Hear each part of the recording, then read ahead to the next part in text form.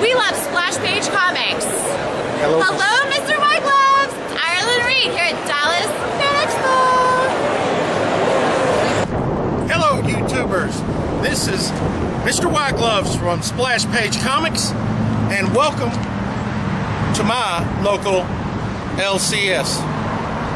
Let's go in.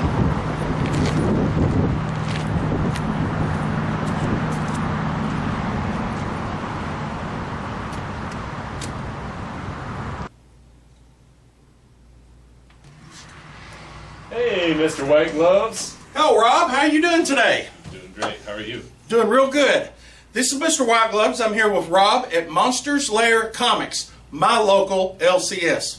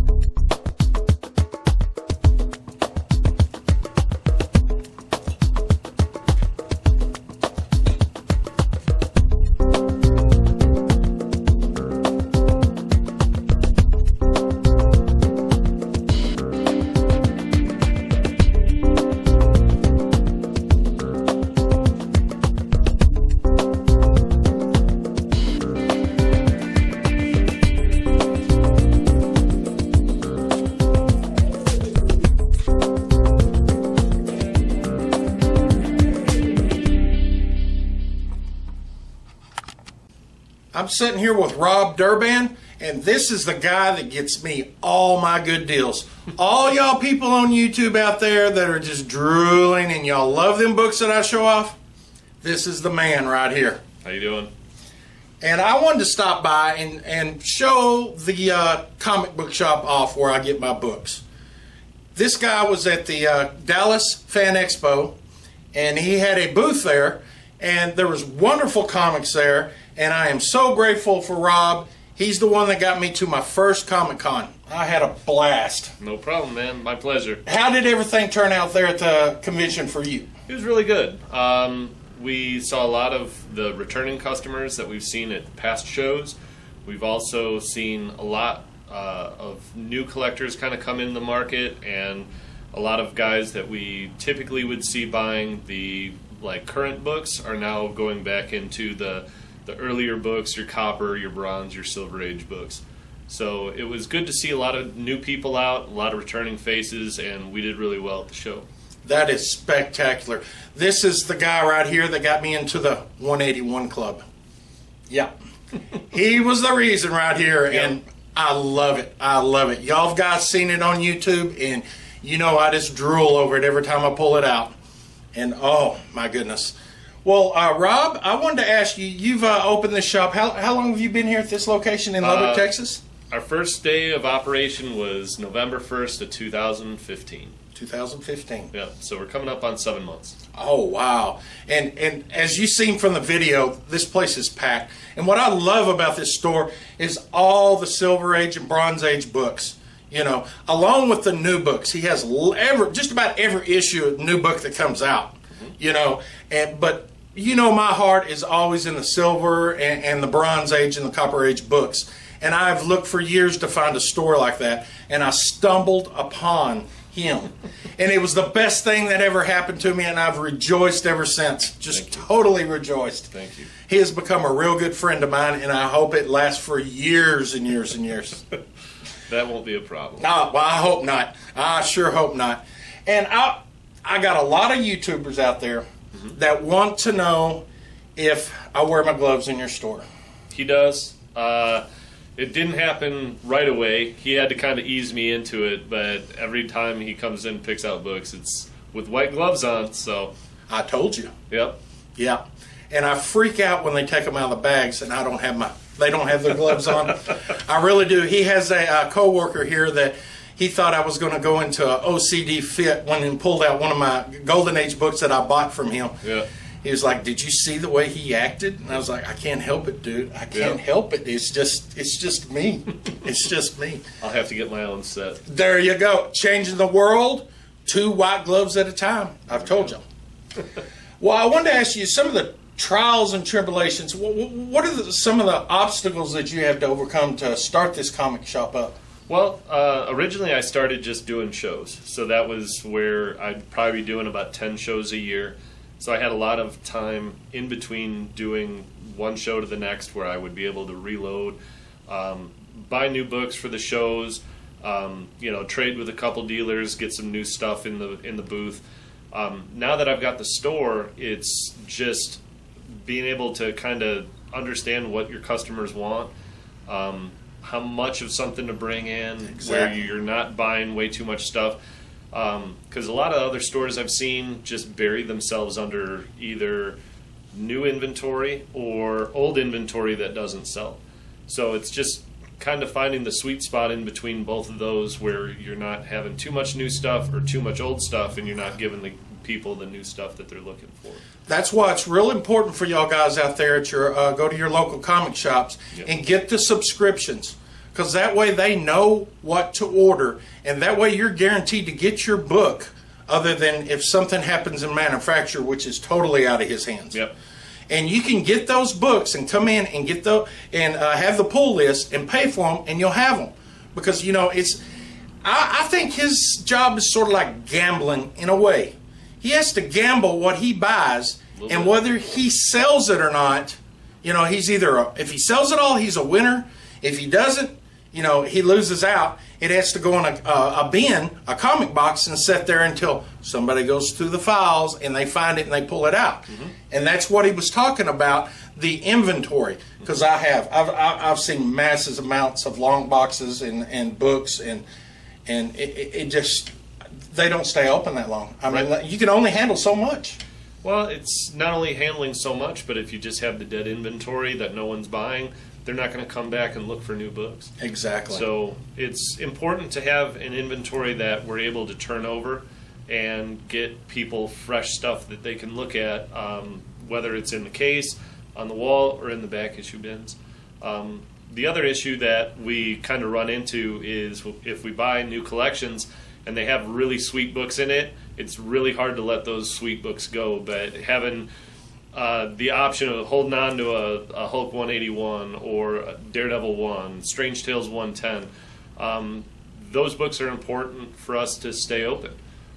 If we don't sell those books, then we can't bring other books in, we can't bring our new books in, and our stock will get stale and customers will stop coming in. So it's walking that fine line to letting the good stuff go, bringing the new stuff in, and being able to turn the inventory over in the back issue bins.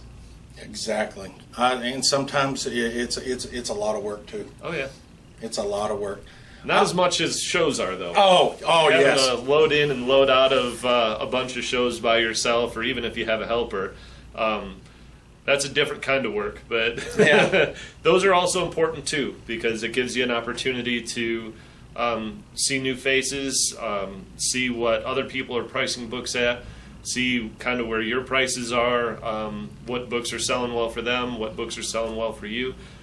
So a lot of us dealers at shows, we talk and we, we'll talk on a weekly basis. Sometimes I only talk to them when I do a show with them and see them, but it's important to kind of get yourself into the network of other dealers, because they may have a book that Monty's looking for, or I might have Yes. a book that they're looking for, and that gives me an opportunity to still make my sales. Exactly, exactly. And you was talking comic conventions, and you said that you started out in comic conventions. How many do you reckon you go to a year? This year we're going to do 24 or 25, depending on what kind of shakes out towards the end of the year. So that's a different comic convention in a different part of either the state or surrounding states. That's one every 2 weeks, essentially. Wow. So the furthest one that we're doing this year is we're going to be doing a show, or we're going to be having a table at the Wizard World Chicago. Wizard World Chicago. Yeah, that's one of the premier vintage buying shows in the country. Well, you people out there, they're going to be at the Wizard World. Wizard World? Yeah, Wizard World Chicago. It used to be known as the Chicago Comic Con. Y'all people out there in that area that see this video, you look this guy up, monsterlairs.com, Monster Lair Comics. Yep. I'll have all the information down below, and you can get everything you need down there, and you can even contact him. If you see something on the wall here or you're looking for something, he's even going to have his phone number where you can give him a call and you can tell him what you're looking for or shoot him a price on some of the books, and he can take care of you, dude. You will do that, won't you? My pleasure. We've been selling on eBay for, next year will be 19 years. Wow. So it's something that we do a lot of mail order shipping. We do some eBay sales, but generally everything goes through either the store or through comic conventions for the comics. We buy and sell a little bit, either through eBay. We also buy on the CGC chat boards. We also sell in the CGC chat boards, so that's a important way that you can kind of reach other dealers, other comic collectors, and get a bunch of information that way too. It's just finding the avenues that you're comfortable with, finding information, but a lot of information out there. You just got to see basically which ones are going to be the most reputable. And CGC's been in the marketplace for a long time, probably the premier grader of comics right now, and you know, they're a really great resource to get not only information but also see different books out there that you may not see in stores or at shows. I know a lot of the YouTubers out there are going to ask me this. What is your favorite book to collect? Daredevil is probably number one. But then I'm also a pre-hero Marvel collector, and I'm working on my run of Strange Tales. I need about 15 more books to complete Strange Tales 1 through 10. Wow. For the guys that are on the CGC boards, I'm on the registry set for that. I'm currently basically 4th place, but number 2 on the list under Jaster Muriel. So you can go there and see some of my books. I just picked up a Strange Tales 1 at the last show that we were at, Fan Expo Dallas. Oh, wow. So that was an upgrade for me. I upgraded from my old copy. So we're all, you know, even though we're comic store owners, we're all still comic collectors at heart. And, you know, if you're not adding books to your personal collection, it's kind of not fun having a comic store. So yeah, it's his fault. Yeah. It's his fault my collection is getting this big, so Yeah. I like to blame him. Sure. Guys, I'll come in and I'll buy my new issues, and he'll have a book in the case, and he'll just pull it out and lay it on top. It's a Silver Age book. He's done this to me every time, and you, the YouTubers, have seen it on my video. What happens? I come home with it. Yep. He knows my weakness. See, this is the deal. You have to let your comic shop owner know you and figure you out. That way they will pull stuff out and you will just, okay, you know. That's basically what it is. The more they know about you. Yeah, he gets to see a lot of the stuff before it goes in, you know, on the market in the store. You know, we're able to let him know what we're getting, what we're looking at. Usually when you're buying a comic collection, it's not a one and done. You usually have to go in, Right. talk to the guy, make your first initial look at what you're buying, and then I'll let Mr. White Gloves know what's in the collection. He'll let me know what he's interested in, because that helps in a few different ways. That helps Monty get the books that he's looking to get. but it also gives us an idea of what we have that interests customers. So that's another thing with your comic store owner. Just let them know what you're looking for. We do want lists, so if people are looking for specific books, we're able to find those specific books for them. I carry around a little black book at all the shows, and if I see books or I know a customer's looking for specific books, before the show even opens, I can go around to all the other dealers, source all these books, and then make my customers happy. So that's another thing that you can ask your comic shop owner if they're doing a lot of shows or if they're in front of a lot of books to start doing that for you. So. And he makes a lot of customers happy. I know this customer's happy. I keep coming back time and time again. Yep. I love this place.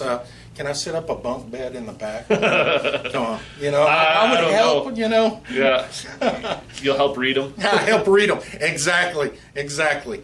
Well, Rob, I sure appreciate the time you taking out here at this wonderful comic store.